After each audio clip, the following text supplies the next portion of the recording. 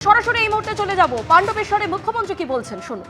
যেন কেউ করতে না পারে চক্রান্ত করে, এটা এখনকার যারা প্রশাসনে আছেন, যদিও আপনারা জানেন আমার হাত থেকে সব পাওয়ার কেড়ে নিয়েছে, এই বিজেপি যা ইচ্ছে করে বেড়াচ্ছে, সেটা আমি পরে আসছি। আমি নরেন্দ্রনাথ চক্রবর্তী নরেন, সর্বসময়ের কর্মী, সব সময় মানুষের পাশে থাকে, তাকে সমর্থন করার জন্য, জোড়া ফুলে ভোট দেওয়ার জন্য আপনাদের আবেদন জানাচ্ছি। মলয় ঘটক আমার দীর্ঘদিনের সাথী, সে আসানসোল উত্তরে দাঁড়িয়েছেন, তাকে আমি জয়ী করার জন্য আবেদন জানাচ্ছি। হরিরাম সিং, আমি আবেদন জানাচ্ছি বিশেষ করে জামুরিয়া বিধানসভায় তাকে সমর্থন করবার জন্য। আমি আবেদন জানাচ্ছি কালো বরণ মণ্ডল, বিশেষ করে রানীগঞ্জ বিধানসভার প্রার্থী, তাকে সমর্থন করবার জন্য।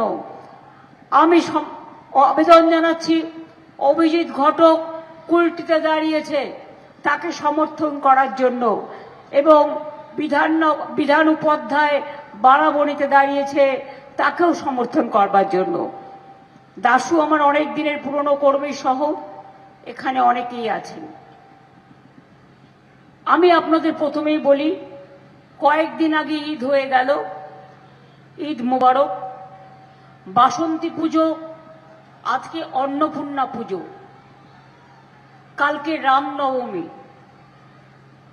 এরপরে আছে মহাবীর জয়ন্তী, তারপরে আছে হনুমান জয়ন্তী, তারপরে আছে গুড ফ্রাইডে, তারপরে আছে বাংলার শুভ নববর্ষ, অন্যান্য রাজ্যেরও।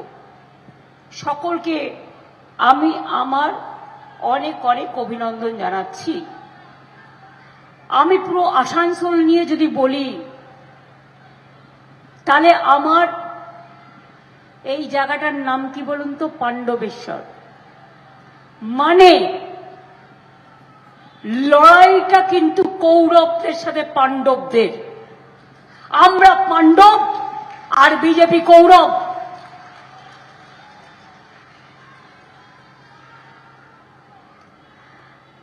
আপনারা জানেন কতগুলো কথা বলি, 3-4টে। পাণ্ডবেশ্বর নতুন ডাঙা রাস্তা কালভার্ট আমরা করেছি। পাণ্ডবেশ্বর মেইন রোডের উন্নয়ন আমরা করেছি। ডালুরবাদ কাঠগুলা কেন্দ্র থেকে কেন্দ্র তালতলা আমরা করেছি। পাণ্ডবেশ্বর নতুন ডাঙ্গা রোডের সংস্কারও আমরা করেছি। কুমারডি পিএনবি ব্যাংক থেকে কোড়াপাড়া স্বাস্থ্যকেন্দ্র আমরা করেছি। কুমারডি পার্ক থেকে শ্যামসুন্দরপুর আমরা করেছি। হরিপুরে পাণ্ডবেশ্বর ব্লকে কর্মতীর্থ হয়েছে। এসএন ব্যানার্জি রোডে হাতিডোবা শিল্প রাস্তা এবং জব্বারপল্লী ও বনশাল হয়ে ইছাপুর বাইপাস আমরা করেছি। 22-23 কোটি টাকা খরচ হয়েছে। কালীপুর মোড় থেকে পানশুলি হাই স্কুল 68 কোটি টাকা খরচ করে রাস্তা করেছি। আরতি গ্রাম থেকে ধূপচড়িয়া, এটাও আমরা করেছি। আমলাজোড়া মৌজায় পুইনালা জলধারার স্টিলওয়ে স্ট্রাকচার, বড় মন্দিরা জলাধারের উন্নয়ন, কাজী নজরুল ইসলাম এয়ারপোর্ট সংলগ্ন বিএপিএল টাউনের 4,000 কিলোমিটার দীর্ঘ নিকাশি ব্যবস্থা কাজ সম্পূর্ণ হয়েছে। লাউদোয়া গ্রামীণ হাসপাতাল এসএনসিউ নির্মাণ করা হয়েছে। মৎস্যজীবীদের জন্য ঘর নির্মাণ করা হয়েছে। এবার যদি আপনাদের আমি বলি, আসানসোল নতুন জেলা কে করেছে? कौन किया है? आसानसोल दुर्गापुर कमिश्नरेट कौन गवर्नमेंट किया है? आसानसोल मल्टी सुपर हॉस्पिटल किसने किया है? आसानसोल ओंडल एयरपोर्ट किसने बनाया है? आसानसोल नजरुल इस्लाम यूनिवर्सिटी किसने बनाया है? ऐसे बहुत सारे काम हैं। आपका पास हमारा जो डिटेल्स चला जाएगा। मैं पहले हमारा खदान में जब मजदूर भाइयों काम करते हैं, हम उसको हमारा अभिनंदन करने चाहूंगी कि इतना धूप में, इतना कष्ट में, इतना तकलीफ उठा के आप लोगों ने खदान से कोयला तुलता है, लेकिन इसको मुनाफा और कोई ले जाता है। मैंने कहा था 5-6 साल से कोशिश कर रहा है कि जो खदाना बंद कर दिया और जो प्राइवेट में चालान हो रहा है, आप स्टेट गवर्नमेंट के साथ मिलके एक प्लान करो तो अनऑफिशियल जो है हम ऑफिशियल करके उसको अच्छा से देखभाल कर सकता है, और जो हमारा मजदूर भाई बहन है उसको भी कोई दिक्कत ना हो, उसका परिवार को कोई दिक्कत ना हो। इसके लिए हमका प्रपोजल बहुत दिन से किया है, लेकिन ये लोग नहीं करता। ये लोग करते लूट और बोलते झूठ, বলে বেড়াচ্ছে আর কোনো কিছু নেই। তৃণমূল কংগ্রেসের সবাই নাকি চোর ডাকাত। আমি জীবনে 1 পয়সা মাইনে নিইনি অ্যাজ এ চিফ মিনিস্টার, কারো পয়সা 1 পয়সা চা খাই না, আমাকেও চোর বলে। এরা হচ্ছে নগ্ন শব্দের অধিকারী, এদের ভাষা নগ্ন ভাষা, এরা হচ্ছে মধ্যরাতের তাণ্ডবকারী। আর বিজেপি দল এখন নামটা কি হয়েছে জানেন? বিজেপি পার্টির সাথে মিলিত হয়ে আমরা বলছি বিজেপি ভ্যানিশ ওয়াশিং মেশিন। ভোটকে পুরো ওয়াশিং মেশিনে ঢালে দিয়ে এসআইআর এর নাম করে মানুষের নাম বাদ দিয়ে দিচ্ছে, অধিকার বাদ দিয়ে দিচ্ছে। এর মধ্যে হিন্দু আছে, মুসলিম আছে, শিখ আছে, ইসাই আছে, ট্রাইবেল আছে, মতুয়া আছে, নমশূদ্র আছে, সবাই আছে, মাথায় রাখবেন। রাস্তা থেকে আদালত, এরা আগে বলেছিল কি 1,20,00,000 নাম আমরা বাদ দেব। আমি সংখ্যাটা আপনাদের মিলিয়ে দিচ্ছি। 58 লাখ প্রথম ফেজেই বাদ দিয়েছে, যেটা এখনো খোলা হয়নি চ্যাপ্টার। আর তারপর লজিস্টিক্যাল ডিসক্রিপেন্সির নামে প্রতিদিন বিজেপির নাম ঢুকিয়েছে আর অন্যদের নাম কেটেছে। সেখানে 60 লাখ মানে কত হলো? 60 120, তাই তো? 58 আর 60 কত হয়? 118। তার মধ্যে আরো কেটেছে। তার মানে কি বিজেপি পার্টি অফিস থেকে প্ল্যান করে তৈরি করে দিয়েছে, যেখানে যেখানে তৃণমূলের সিট সেখানে নাম কত। আর লিস্ট এখনো ডিক্লেয়ার করতে পারছে না কেন? My challenge to the concern person, if you have the guts, why don't you supply the list even to the journalist? আপনারা লিস্ট কেন টাঙাচ্ছেন না? অ্যাডজুডিকেশনে যাদের নাম আছে, এটা হয়েছে তার কারণ রাস্তা থেকে সুপ্রিম কোর্ট পর্যন্ত লড়াই করে বের করে এনেছি, এবং তার জন্য এখনো মনে রাখবেন যা হয়েছে 27 থেকে 29 লাখ, আমি জানি না পুরো, কোনো পার্টিকে দেয়নি, কোনো প্রেসকে দেয়নি, কোনো বুথে টাঙায়নি, কোনো ব্লকে টাঙায়নি, কোনো জেলায় টাঙায়নি, লুকিয়ে রেখে দিয়েছে। छुपा रुस्तम, पर्दा का पीछा में क्या है? पब्लिक को तो मालूम होना चाहिए। এই জন্য বলি, শুনছি 40% বাদ দিয়েছে, 60% তুলেছে। 60%ও যদি তুলে থাকে সেটা আমাদের ক্রেডিট, আমাদের সুপ্রিম কোর্টের লড়াই করার জন্য এবং রাস্তায় পড়ে থাকার জন্য। বাদ বাকি লিস্ট চাইছি, লিস্ট ইমিডিয়েট প্রকাশ করুন, কারণ যাদের নাম বাদ গেছে তারা যাতে সুপ্রিম কোর্টের ভার্ডিক্ট অনুযায়ী ট্রিব্যুনালে অ্যাপিল করতে পারে। আমাদের সংগঠকদের বলবো, তারা তাদের সাথে যোগাযোগ করবে যাদের নাম বাদ গেছে, তাদের দরখাস্ত নেবে এবং সেটা ট্রিব্যুনালে জমা করার ব্যবস্থা করবে এবং বিনা পয়সায় তাদের হয়ে লয়ার দেওয়া হবে, যে লয়ার ট্রিব্যুনালে তাদের ডকুমেন্ট নিয়ে ফাইট করবে।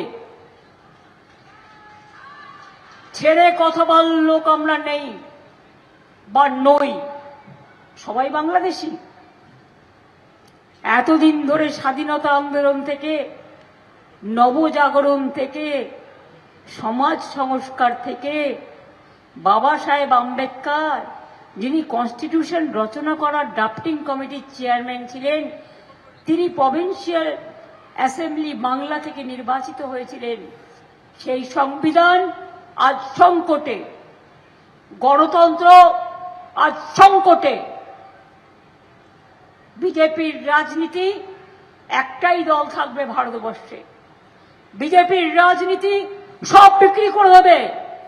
ইসিএল থেকে শুরু করে, বিসিসিএল থেকে শুরু করে, কোল ইন্ডিয়া থেকে শুরু করে, এয়ার ইন্ডিয়া থেকে শুরু করে, এলআইসি থেকে শুরু করে, রেল থেকে শুরু করে, সেল থেকে শুরু করে, গেল থেকে শুরু করে সবই তো চলে যাচ্ছে। আবার তার সঙ্গে আবার হুমায়ুনও ঢুকে পড়েছে। আবার কিছু লোক বোঝাতে চাইছেন যেটা তৃণমূলের ভোট কাটার জন্য ব্যবস্থা হচ্ছে। আরে আমরা কাটাকুটির গোটাগুটির কোনো ব্যাপারে নেই। তৃণমূল আর এই যারা এই সমস্ত রাজনীতি করছেন ঘৃণার, এদের মধ্যে কোনো পার্থক্য নেই। হুমায়ুনই তৃণমূল আর তৃণমূলই হুমায়ুন। হুমায়ুন তো অ্যাকচুয়ালি বলছেই যে উনি যা কিছু করেছেন মুখ্যমন্ত্রীর নির্দেশে করেছেন, আর তৃণমূলও বলছে যে হাম মানে তুম মানে এক দুজে কে লিয়ে। কতদিন চলবে এই রাজনীতি? এর বাইরে মানুষকে বেরিয়ে আসতে হবে। আরেকটি বিশেষ বিষয় আজকের দিনে, কলেন্দ্রনাথ মান্ডি বান্দোয়ান বিধানসভা কেন্দ্রের জেডপি 7 নম্বরের, যিনি জেলা পরিষদের তৃণমূল কংগ্রেসের সদস্য কলেন্দ্রনাথ মান্ডি এবং পুরুলিয়া জেলা, এবং তার একটি অন্য বিশেষ পরিচয় আছে। শুধু রাজনৈতিক ক্ষেত্র নয়, তিনি একজন শুধুমাত্র নির্বাচিত জনপ্রতিনিধি নন, সাঁওতালি ভাষা সাহিত্যের সঙ্গে প্রায় ৪৫ বছরের যা নিবিড় সম্পর্ক, এবং সেই ভাষার সম্পর্কিত সমস্ত মানুষ যাকে গভীরভাবে শ্রদ্ধা করেন এবং তাকে চেনেন, তো সেই সুশীল সমাজের একজন প্রতিনিধি এবং একই সঙ্গে তৃণমূল কংগ্রেসের জেলা পরিষদ সদস্য। তিনি এটা বুঝতে পারছেন যে আজকে তৃণমূল কংগ্রেস সরকার দরিদ্র কৃষক বিরোধী সরকার, শ্রমিক বিরোধী সরকার, প্রান্তিক মানুষ বিরোধী সরকার এবং আদিবাসী বিরোধী সরকার। সব ওসিকে চেঞ্জ করছেন, সব বিডিও চেঞ্জ, সব এসপি চেঞ্জ, সব কমিশনারেট চেঞ্জ, সব ডিএম চেঞ্জ, সব BDO change. BJP party office থেকে বলে দেওয়া হচ্ছে কারা কারা হবে। আমার কোনো আপত্তি নেই, আপনারা ভালো থাকুন যারা হয়েছেন, কিন্তু তারা মনে রাখবেন রাজ্যটা পশ্চিম বাংলা, এটা কিন্তু আপনাদেরও রাজ্য।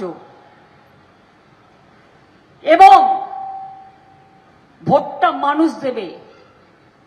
আপনারা যদি হুজ্জুতি করেন, আমি দায়িত্ব মা বোনেদের উপর দিয়ে গেলাম।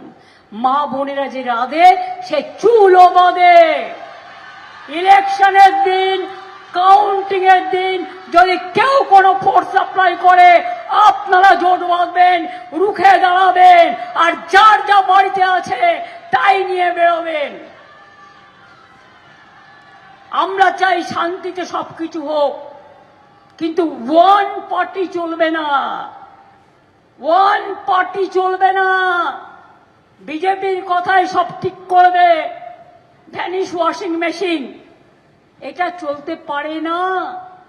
গায়ের জোর দেখাচ্ছে বিজেপি, কোনো আইন মানছে না। শুনে রেখে দিন, 2026-এর আগস্ট সেপ্টেম্বরে বিজেপি গভর্নমেন্ট দিল্লি থেকে চলে যাবে। তারপরে আমি দেখব যারা আজকে বিজেপি হয়ে আজকে দালালি করে বেড়াচ্ছেন, মানুষের উপর অত্যাচার করছেন, ভোটাধিকার কেড়ে নিচ্ছেন, আমার কিছু করার দরকার নেই। যদি ধর্ম বলে কিছু থাকে তাহলে মনে রাখবেন, যারা অধর্ম করে ধর্মের কল কিন্তু বাতাসে নড়ে।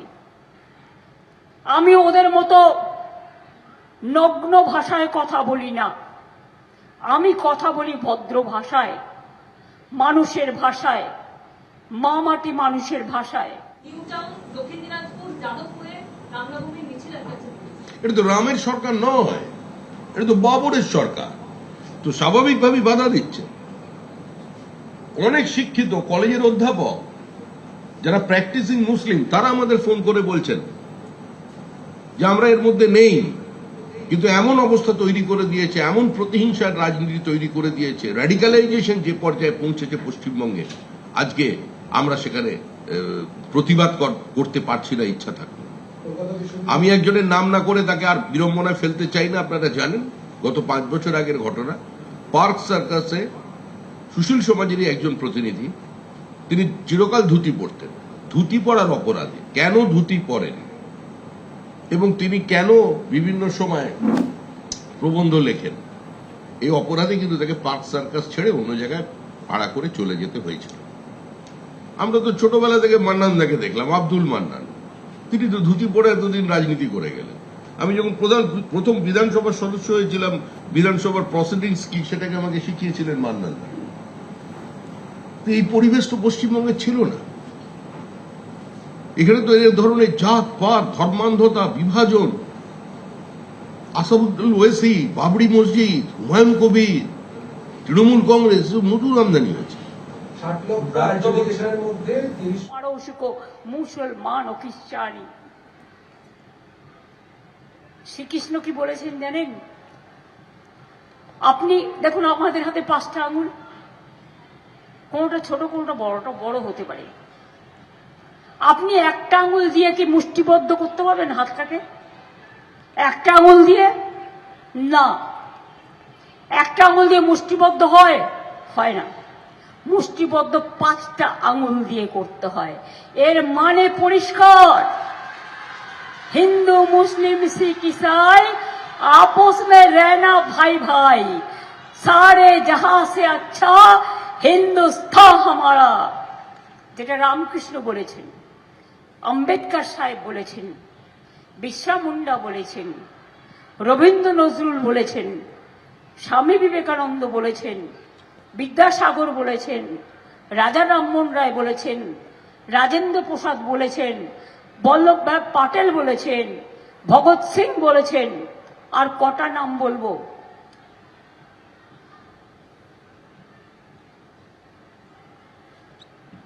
কাজে মনে রাখবেন, সেই সংসারে শান্তি থাকে যে সংসারে সবাই ভালো থাকে।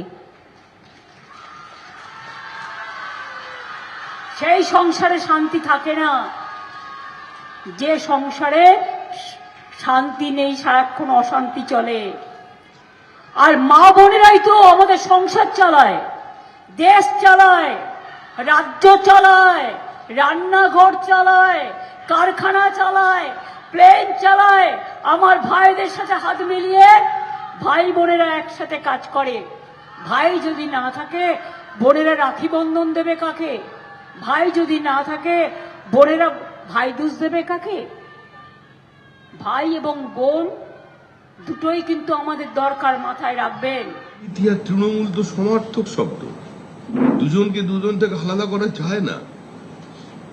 সিপিআইএম এর আমলে একজন পঞ্চায়েত প্রধান একটা বিরাট বাড়ি করেছিল, সেই নিয়ে হই হই শুরু হয়ে গেছিল চারিদিকে। পঞ্চায়েতকে আমরা লুটরাজ বলতে শুরু করেছিলাম, আর এখন তো প্রধানদের বাড়ি চিনিয়ে দিতে হয় না। আপনি দমদমে যান, রিক্সায় উঠবেন, বলুন চেয়ারম্যানের বাড়ি, বলে কোন বাড়িতে যাবেন, নতুন বাড়িতে না পুরনো বাড়িতে? নতুন বাড়িটা একবার দেখে আসুন। কিন্তু প্রকাশ দেখে একজন কাউন্সিলরের বাড়ি দেখুন না। বলো অবশ্যই এরা সবাই বনেদি বড় লোক, আমরা বনেদি গরিব, আমরা একটা বনেদি গরিবানের ইতিহাস আছে।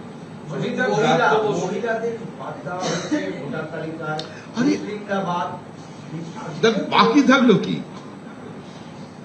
তাহলে মহিলা আর মুসলিম তো বাদ বাকি পুরুষদের কি কোনো অধিকার নেই? কিন্তু সাংঘাতিক ব্যাপার। কিন্তু লিঙ্গভেদের রাজনীতি, কিন্তু রাজনীতিতে নতুন সংজ্ঞা নিয়ে আসছে। আরে মহিলাদের যাদের উনি কন্যাশ্রী দিয়েছিলেন, রূপশ্রী, কথাশ্রী সব দিয়েছিলেন বা লক্ষ্মীর ভান্ডার দিয়েছিলেন, সেই মহিলারাই তো প্রায় 5,000 বিজেপির পঞ্চায়েত নির্বাচনে জিতেছেন। এত লুঠের পরেও 45,000 আমরা যারা প্রার্থী দিয়েছিলাম তার মধ্যে তো যারা লক্ষ্মীর ভান্ডার পেয়েছেন বা মুখ্যমন্ত্রীর অন্য বিভিন্ন প্রকল্পের টাকা পেয়েছেন তারা তো দাঁড়িয়েছিলেন। 11,000-এর বেশি আসনে আমরা জয়ী হয়েছি। যারা মনে করেন কাউকে কিছু শ্রী দিয়ে কাউকে বিশ্রী বানিয়ে দেওয়া যায় তারা ভুল করছেন। বলছেন যে পেয়ে যাবেন। যুব সাথীও সবাইকে দিচ্ছি, যাই ক্রাইটেরিয়া করে দেওয়া হয়েছে, কিছু বাকি আছে, প্রসেসে আছে, পেয়ে যাবেন। এগুলো আগেই আমাদের প্রকল্প। আগামী দিন মনে রাখবেন, দুয়ারে সরকারের মতো দুয়ারে স্বাস্থ্য করে দেব, যাতে মানুষ তার ঘরের সামনে চিকিৎসাও পায়।